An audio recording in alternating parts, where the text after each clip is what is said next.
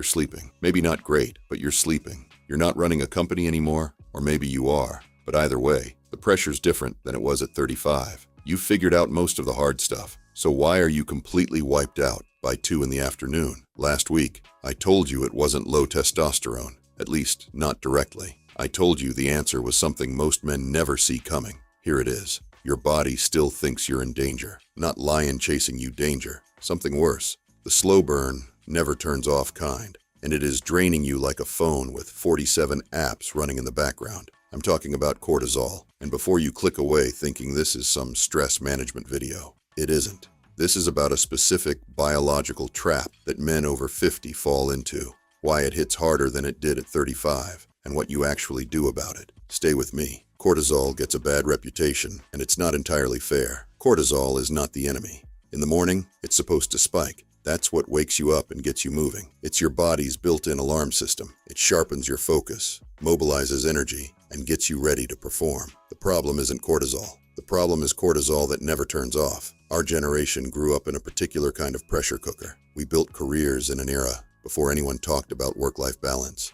We raised families without a roadmap. We absorbed financial stress, career stress, relationship stress, and we did what we were taught to do.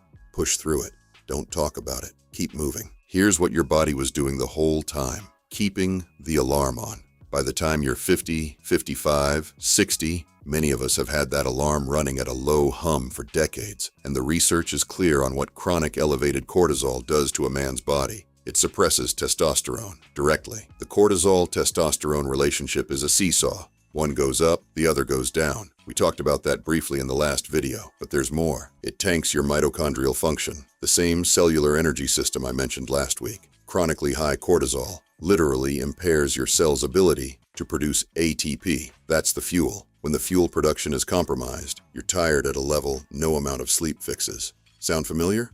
It disrupts your sleep architecture, not just falling asleep, the quality of sleep. Specifically, it reduces the deep sleep stages where your body actually repairs and your testosterone is actually produced. So you sleep 8 hours and wake up feeling like you slept 4. That's not age, that's cortisol. And it drives fat storage, specifically visceral fat, which, as I explained last week, converts testosterone into estrogen. The cycle feeds itself, one hormone, doing all of that. And most men have no idea it's the thing running the show. Here's the part nobody tells you. When you were 25, your body could absorb chronic stress and mostly recover. Your testosterone was high enough to partially counteract the cortisol hit. Your sleep was deep enough to repair the damage. Your metabolism was fast enough to burn off the visceral fat before it accumulated. You were resilient enough to absorb the punches. After 50, the buffer is gone. Your testosterone is lower by default, not crashed, but lower. Your sleep is naturally lighter. Your recovery window is narrower, the same stress load that your 35-year-old self handled without much visible damage. At 55, it shows up in your energy, your body composition, your mood, your drive. We didn't get weaker. The margin just got smaller. And most of us didn't adjust for it because nobody told us to. There's also something called cortisol sensitivity. As we age, our stress response system can actually become more reactive, meaning it takes less to trigger a significant cortisol release, a difficult email, a tense conversation, a bad night's sleep feeding into another bad night's sleep. Things that would have rolled off you at 40 now hit the alarm harder. We grew up thinking stress was something you outran by working harder. Turns out, it was accumulating interest the whole time. Welcome to the bill. Here are 5 signs your cortisol is the problem. Sign 1. You wake up tired, but then feel wired at night. Normal cortisol follows a curve. High in the morning, low at night. Chronically stressed men often have this flipped, flat or low in the morning. Then a cortisol surge in the late evening just as you're trying to wind down. You're exhausted all day, and then suddenly alert at 10 p.m. That's not insomnia. That's a dysregulated cortisol curve. Sign 2. You carry weight around your middle that won't move. We covered this in video 1, but if you're eating reasonably, training, and the belly stays, cortisol is almost certainly involved. Cortisol directly stimulates fat storage in the abdominal region. Not because you're lazy, because your stress system is telling your body to hold reserves. Sign 3. You're irritable without a clear reason. A chronically elevated stress response lowers your threshold for everything. You're not angrier. You have less chemical buffer between you and your reactions. Small things feel bigger because your nervous system is already running hot. Sign 4. You get sick more than you used to. Chronic cortisol suppresses immune function. if you're catching everything that goes around, if you're taking longer to recover, if you just feel generally run down, that's your immune system running on reduced capacity because your stress response has been borrowing from it. Sign 5. Your memory and focus are off. This one surprises men. Chronic cortisol exposure is neurotoxic to the hippocampus, the part of your brain that handles memory and focus. You're not losing your mind. You're experiencing the cognitive effects of prolonged stress, the word that won't come, the room you walked into with no idea why, the conversation you can't quite track. That's a stressed nervous system, not early decline. Here's where most content on this subject goes wrong. They tell you to meditate, take a bath, journal your feelings. Our generation did not survive the 80s and 90s to be told to journal our feelings. This is about biology. You manage it the way you manage any system, with specific inputs that produce measurable outputs. Fix 1. Fix the morning cortisol curve first.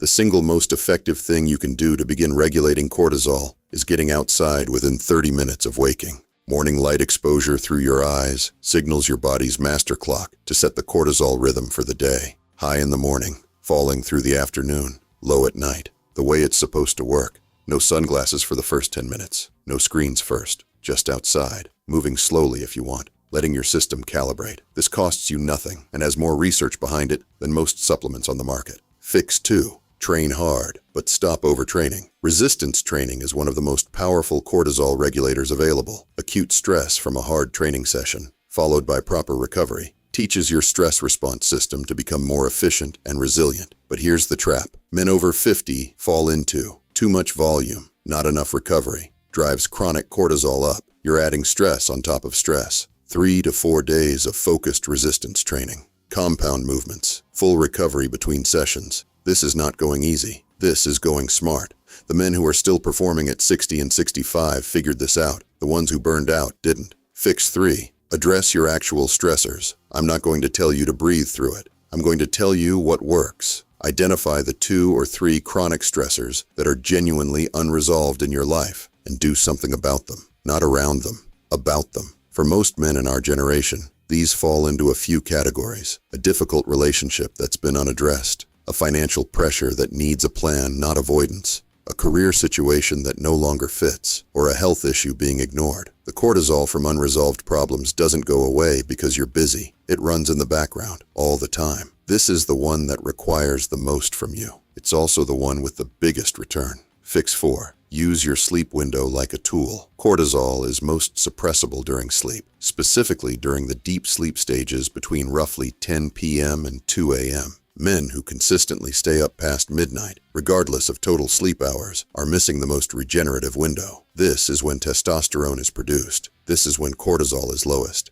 This is when your system resets. Dark room, cool temperature. No screens 30 minutes before. Consistent wake time even on weekends. This one matters more than most people realize. Your cortisol curve resets around your wake time. Sleeping in 2 hours on Saturday throws it off for 2 days. I know. I didn't like hearing it either. I grew up watching Saturday morning cartoons until noon. Fix 5. Cold finish on the shower. The last 60 to 90 seconds of cold water triggers a norepinephrine release, a controlled, acute stress response. Done regularly, this trains your stress system to activate sharply and recover quickly, rather than staying chronically elevated at a low hum. It's deliberate practice for your nervous system. You're not learning to avoid stress. You're learning to recover from it. That's the difference between men who stay sharp into their 60s and men who don't. 3 quick things men over 50 consistently underestimate for cortisol regulation. First, magnesium. Deficiency is extremely common in our age group, and magnesium directly regulates the cortisol production system.